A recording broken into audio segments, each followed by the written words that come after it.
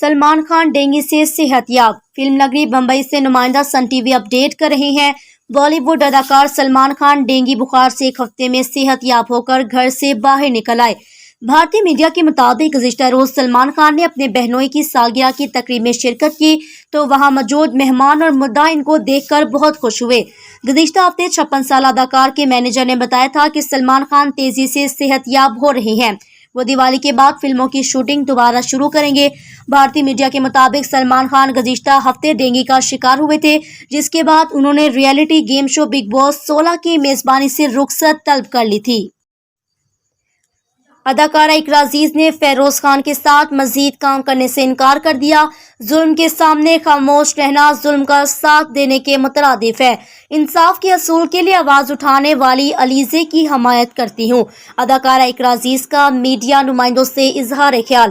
کراچی سے نمائندہ Sun T V کی رپورٹ کے مطابق معروف پاکستانی اداکارہ اور ماڈل اقرا عزیز نے اداکار فیروز خان کے ساتھ مزید کام نہ کرنے کا فیصلہ کر لیا۔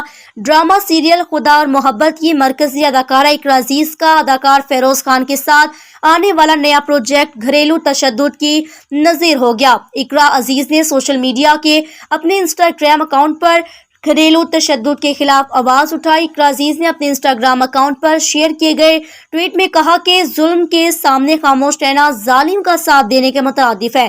انہوں نے لکھا، گھریلو تشدد سے متعلق معاشرتی صورتحال بدلنے کے لیے میں نے فیروز خان کے ساتھ آنے والا اپنا نیا پروجیکٹ نہ کرنے کا فیصلہ کر لیا۔